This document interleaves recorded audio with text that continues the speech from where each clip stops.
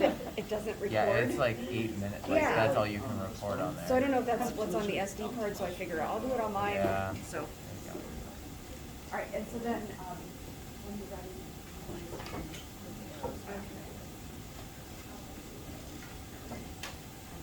Okay, Mia has the floor.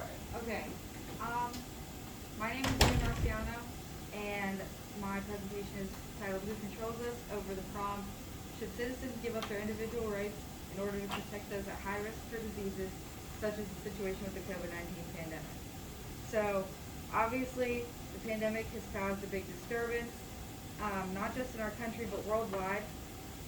We have been plagued with an illness, and the long-term effects are most likely going to persist for many generations.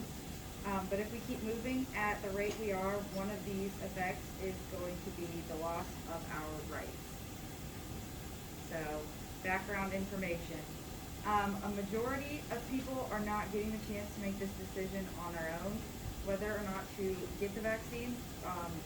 For the lower class, because of unaffordable health care, and healthcare workers because of mandates in their field of work.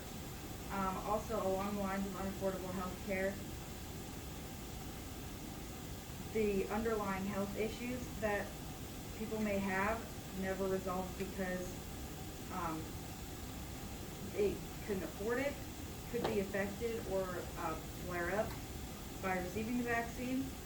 Past vaccinations, such as polio, yellow fever, influenza, and MMR, the negative effects have not shown for many months after. This is from the Children's Hospital of Philadelphia. Some of those effects are serious, like paralysis, swelling of the brain or spinal cord, multi-system organ failure, and blood clotting. And the experimental testing time was very minimal for this specific vaccine.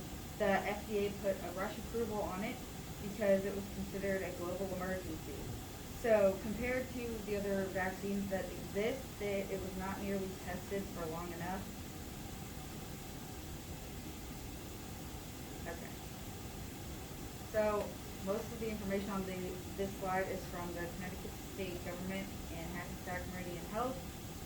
This is a list of ingredients between 3 vaccines. They each contain a different combination of ingredients. And the active ingredient, mRNA, is not even in all 3 of the vaccinations. Moderna and Pfizer have mRNA, and then Johnson & Johnson has recombinant DNA, which essentially is lab generated.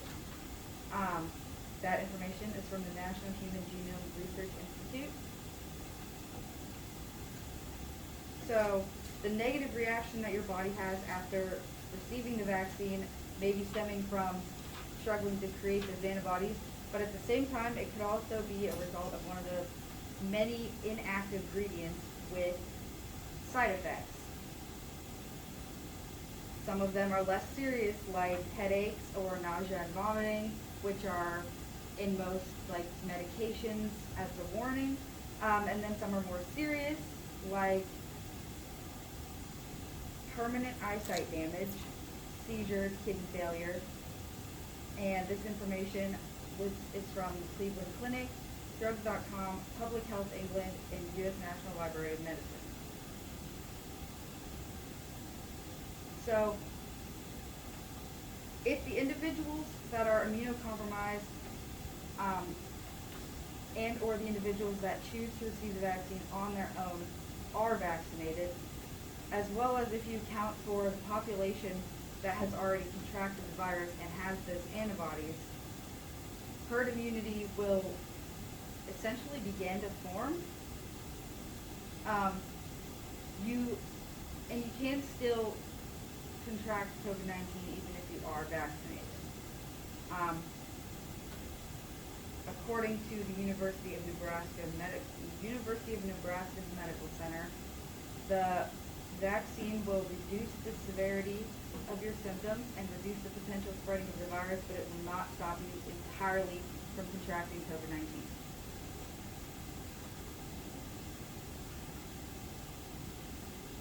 So before a vaccine is approved, it is thoroughly tested. The exploratory stage lasts between 2 to 4 years. The preclinical stage tests the substance on animals to provoke an immune response. This process lasts 1 to 2 years, and most vaccines don't make it past because they don't produce the desired immune response. I personally don't believe if the COVID vaccine was tested this way, it would not have made it past this stage because it doesn't really prevent COVID. So the desired immune response is kind of not happening. If the vaccine does make it beyond that point, it undergoes 4 phases of testing labeled stage 1, stage 2, stage 3, and stage 4 before it's released to the public. The vaccine development process entirely takes anywhere from 10 to 15 years. So with this information in mind, it's kind of curious how all 3 of the COVID vaccinations have been approved by the FDA only about a year after they began being tested on. This information is from the College of Physicians in Philadelphia.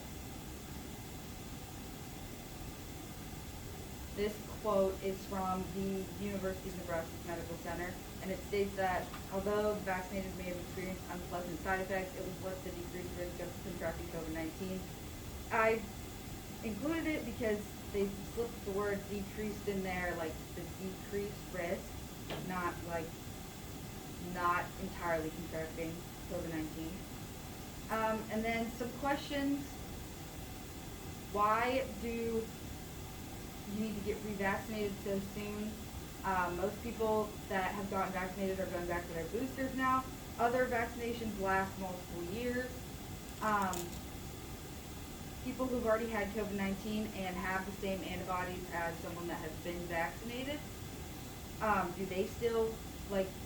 do they have a need to receive the vaccine?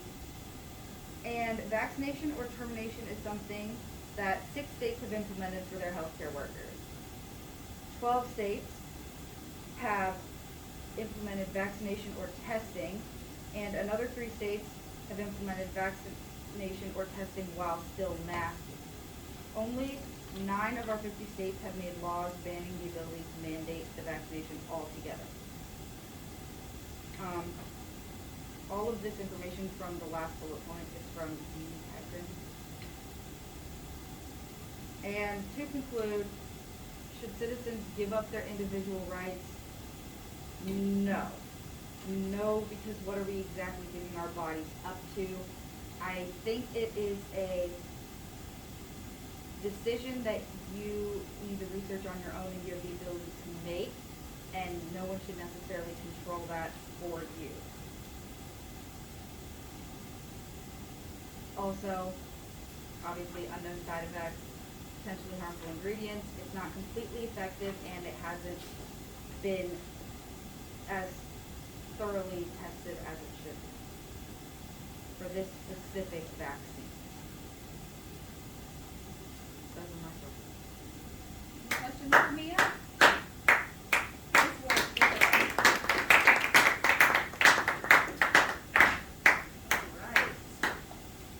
We are done, right? I didn't miss anybody?